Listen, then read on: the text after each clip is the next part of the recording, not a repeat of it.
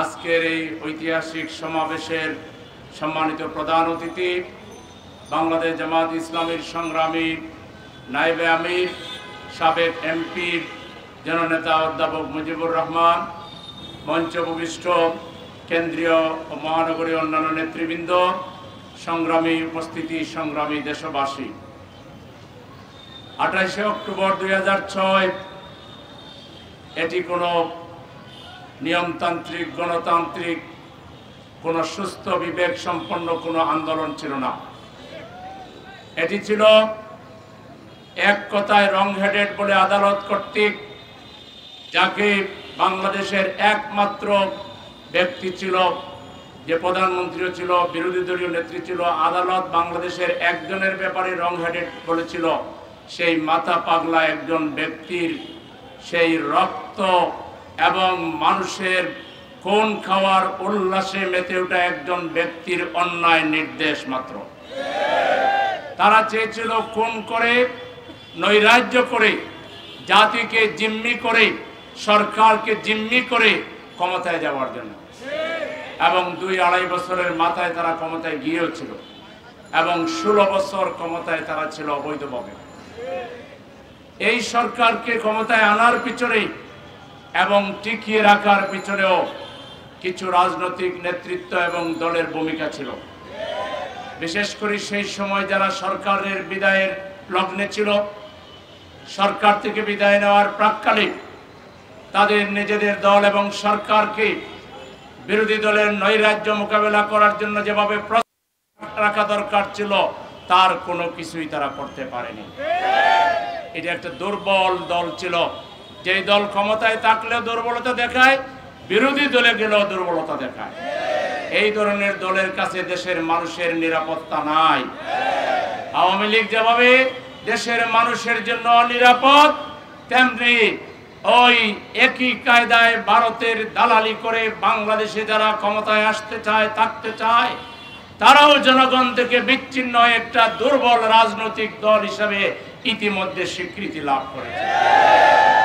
সেজন্য আগামী নির্বাচনে দেশবাসীকে ভাবতে হবে, কোন দুর্বল রাজনৈতিক দলকে যদি ক্ষমতায় আনেন, যারা একটা টেলাও সামলাইতে পারে না, যারা পালায়া বেড়ায়, টিয়ার সেলের সামনে যারা টিকতে পারে না, ওই ধরনের রাজনৈতিক দল ক্ষমতায় আসলে দেশে বিশৃঙ্খলা দেখা দিবে। সেই জন্য আমরা বেশি লম্বা কথা বলতে চাই না। আমরা বলতে চাই, অনতি বিলম্বে 2006 সালের 28 অক্টোবরের ঘটনার সুষ্ঠু তদন্ত সাপেক্ষে খুনিদেরকে বিচারের মুখোমুখি করতে হবে। এই ব্যাপারে যদি বর্তমান সরকার দুর্বলতা দেখান, এটা জাতির সাথে তাদের, এই জাতি দীর্ঘ ত্যাগ তিতিক্ষার বিনিময়ে জুলাই বিপ্লবের মধ্য দিয়ে তাদেরকে ক্ষমতায় এনেছে, আর এখন তারা জাতিকে যথাযথ মূল্যায়ন করবে না, এইটা এই জাতি কিন্তু বলবে না। সেজন্য আমরা পরিষ্কার বলতে চাই, 28 অক্টোবরের খুনিদেরও বিচার করতে হবে, বিচারের মুখোমুখি করতে হবে।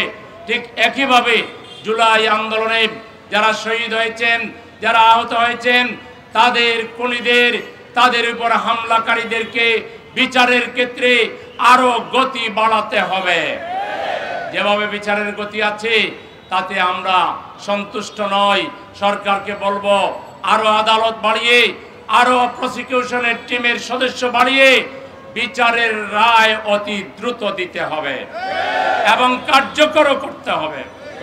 একই সাথে আমরা সরকারকে বলতে চাই, যেহেতু এখন নির্বাচন সামনে, আমাদের দাবি হচ্ছে নভেম্বরের ভিতরে জাতীয় যে সনদ হয়েছে, জুলাই সনদ হয়েছে, এটার সাংবিধানিক ঘোষণার পাশাপাশি গণভোটের মাধ্যমে নভেম্বরের ভিতরে এই কাজ সারতে হবে।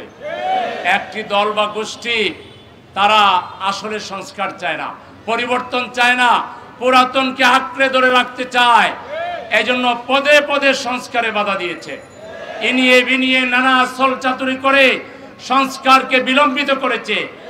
এখন তারা একই সাথে ভোটের কথা বলে জাতির সাথে বাউতাবাজি করছে।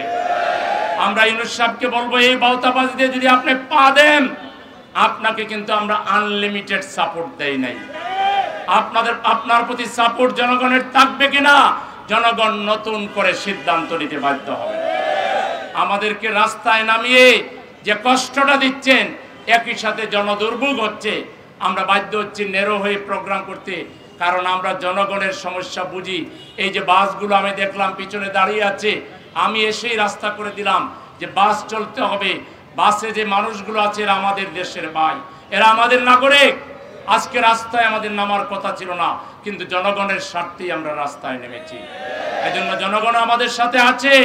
ইনশাআল্লাহ আগামী নির্বাচনে জামায়াতে ইসলামীর নেতৃত্বে এদেশের দেশপ্রেমিক ইসলামী শক্তিকে সাথে নিয়ে ফ্যাসিবাদকে যেভাবে আমরা মোকাবেলা করেছি, দুর্নীতি চাঁদাবাজদেরকে মোকাবেলা করে আমরা একটা দেশপ্রেমিক ইসলামী মূল্যবোধের সরকার কায়েম করবো ইনশাআল্লাহ।